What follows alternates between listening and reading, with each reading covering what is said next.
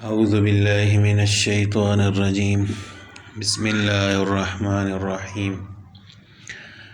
یوم تأتی کل نفس تجادل عن نفسها،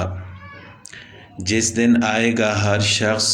اپنے نفس کی طرف سے سوال و جواب کرتے ہوئے،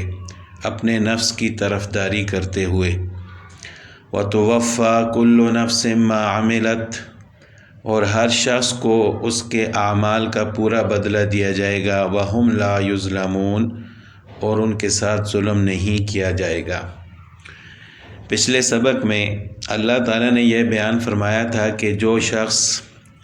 ایمان کے بعد دوبارہ کافر ہو جائے، مرتد ہو جائے، تو اس کے لیے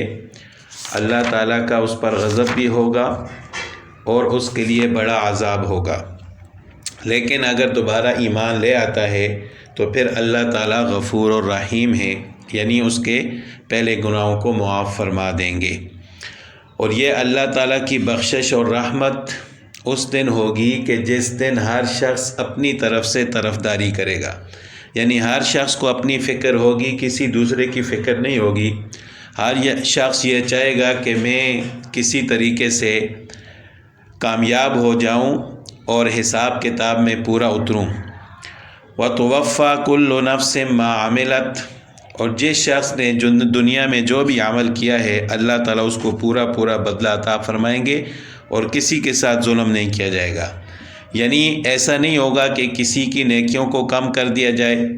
بلکہ اللہ تعالیٰ اپنی رحمت سے نیکیوں کو زیادہ فرما دیں گے لیکن کم نہیں کی جائیں گی۔ اسی طرح ایسا بھی نہیں ہوگا کہ کسی کے گناہوں میں اضافہ کیا جائے۔ ہاں، یہ ہو سکتا ہے کہ اللہ تعالیٰ اپنی رحمت سے گناہوں کو معاف فرما دیں، تو یہ ممکن ہے۔ وَضَرَبَ اللَّهُ مَثَلًا قَرْيَةً،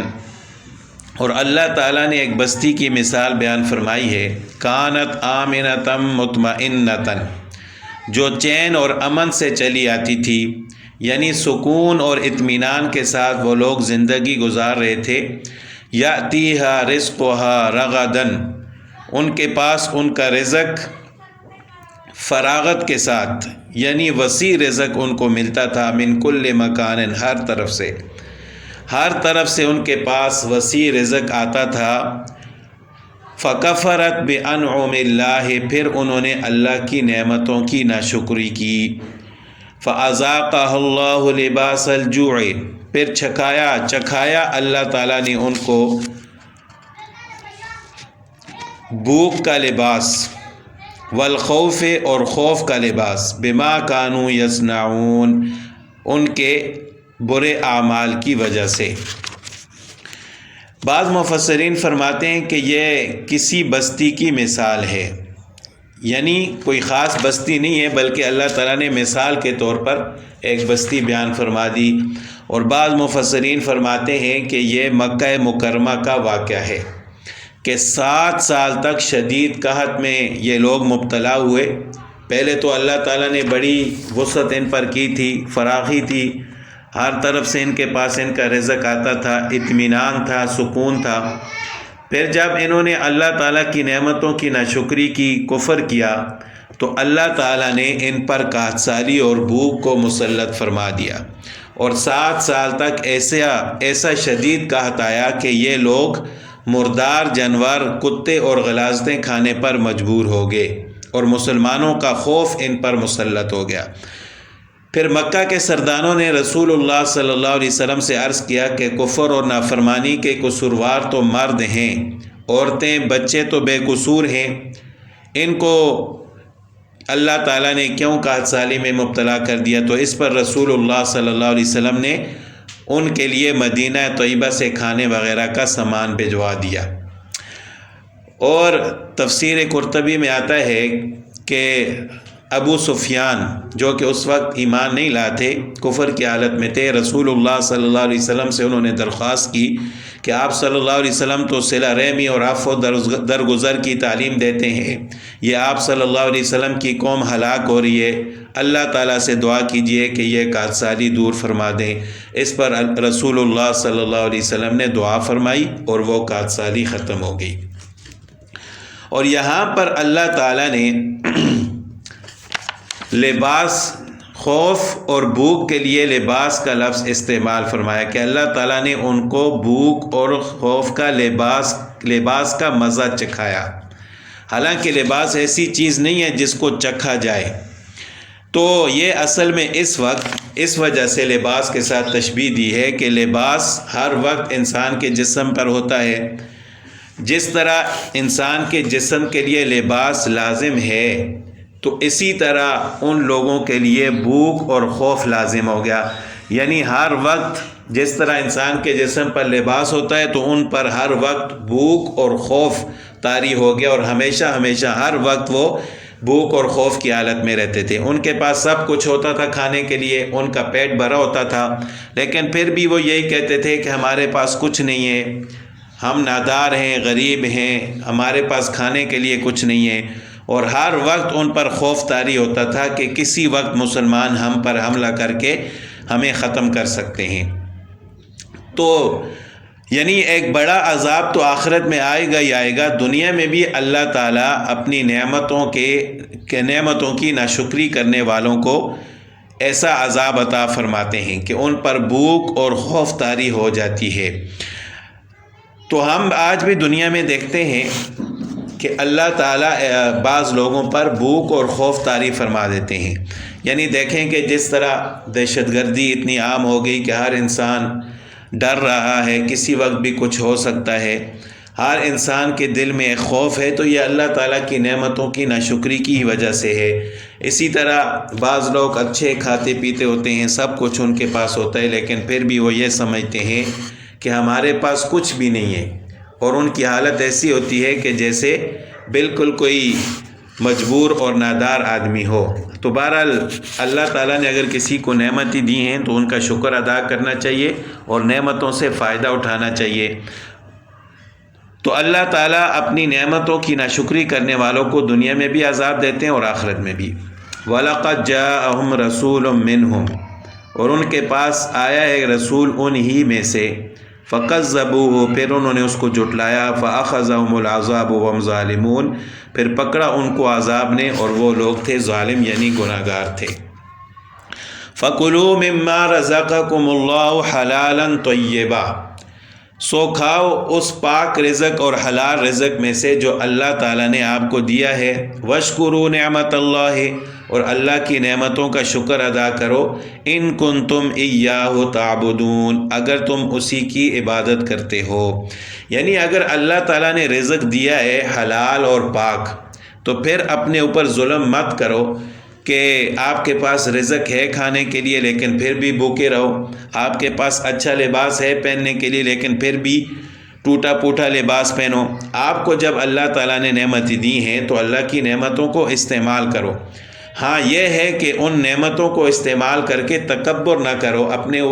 اپنی بڑائی کسی کے اوپر ظاہر نہ کرو کہ میں تو بڑا اچھا کھاتا ہوں، فلاں آدمی نہیں کھاتا، میں بڑی اچھی زندگی گزارتا ہوں، اچھے مکان میں رہتا ہوں، تو یہ تکبر نہیں ہونا چاہیے۔ باقی اللہ کی نعمتوں کو استعمال کرنا کوئی گناہ نہیں ہے۔ حدیث پاک میں آپ صلی اللہ علیہ وسلم کا ارشاد ہے کہ جس کو اللہ تعالیٰ نعمت عطا فرمائے تو اس نعمت کا اثر بھی نظر آنا چاہیے، یعنی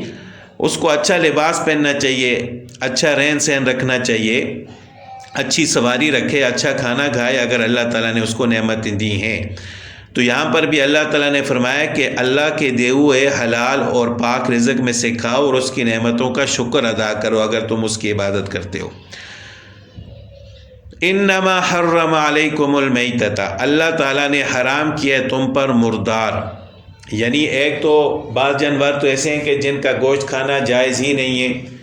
لیکن بعض جانور ایسے ہیں جن کا گوشت کھانا جائز ہے ذبح کرنے کے بعد، اگر ذبح کیے بغیر وہ مر جائیں تو وہ مردار کہلاتے ہیں۔ ایسے جانور کا کھانا جائز نہیں ہے، چاہے بکری ہے، بھینس ہے، گائے ہے، ان کا گوشت کھانا جائز ہے ذبح کے بعد، لیکن یہ خود بخود مر جائیں ذبح کیے بغیر تو پھر یہ مردار ہیں، ان کا کھانا جائز نہیں ہے، حرام ہے۔ والدم، اور خون، یعنی بہتا ہوا خون، ایک خون وہ ہوتا ہے جو جانور کے جسم سے نکلتا ہے ذبح کرتے وقت، اور ایک وہ ہوتا ہے جو گوشت کے ساتھ لگا ہوتا ہے۔ جو گوشت کے ساتھ لگا ہوتا ہے لوگ اس کو بھی دھو کر کھاتے ہیں اور دھونا چاہیے، لیکن مسئلہ یہ ہے کہ اگر بہتا ہوا خون کپڑوں کو لگ جائے تو کپڑے ناپاک ہو جاتے ہیں، لیکن گوشت کے ساتھ جو تھوڑا بہت خون ہوتا ہے وہ اگر کپڑوں کو لگ جائے تو کپڑے ناپاک نہیں ہوتے۔ تو مطلب یہ ہے کہ خون کا کھانا بھی حرام ہے۔ وَلَحْمَ الْخِنْزِيرِ اور خنزیر کا گوشت کھانا بھی حرام ہے۔ وَمَا أُهِلَّ لِغَيْرِ اللَّهِ بِهِ اور ان جانوروں کا کھانا حرام ہے جن کو غیر اللہ کے نام پر ذبح کیا جائے، یعنی جن پر اللہ کے علاوہ کسی اور کا نام پکارا جائے۔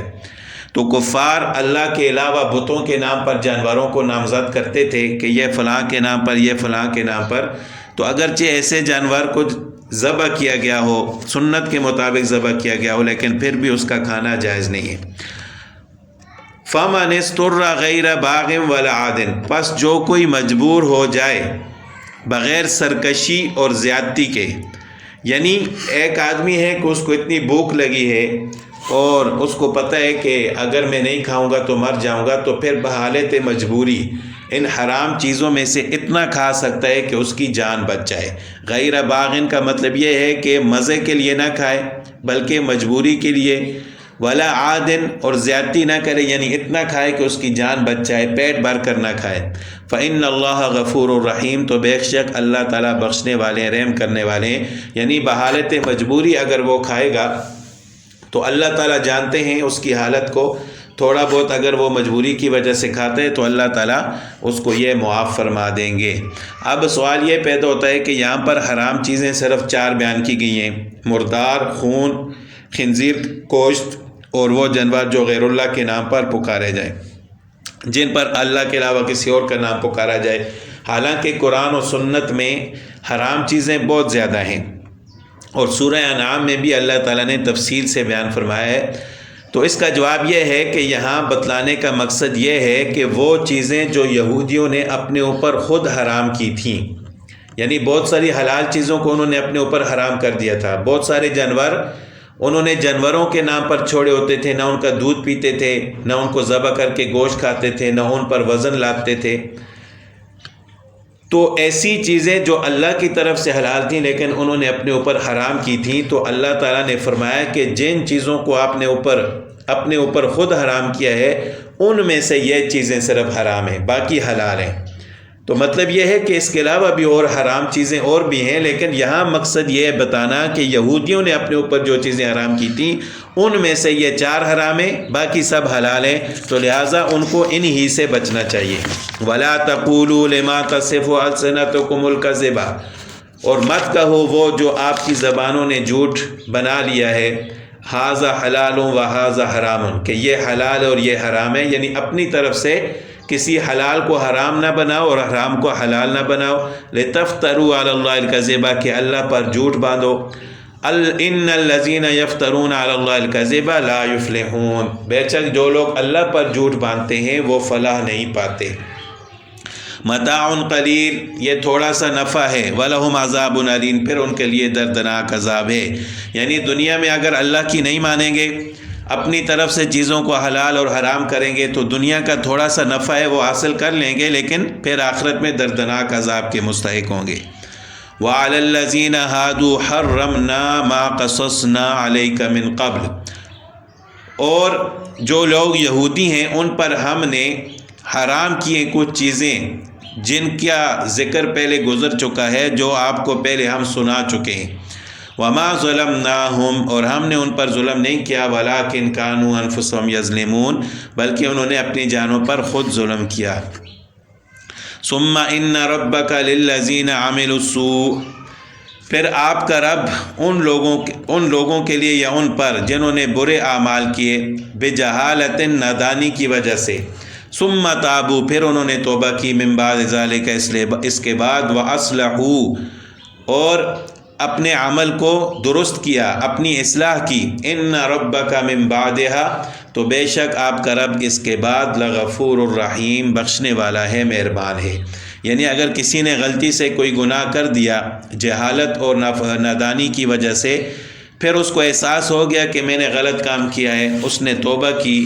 اور اپنے عمل کو درست کیا، اپنی اصلاح کی، تو ایسے لوگوں کو اللہ تعالیٰ معاف کرنے والے ہیں۔ اللہ تعالیٰ غفور ہیں، بخشنے والے ہیں، رحیم رحم کرنے والے ہیں۔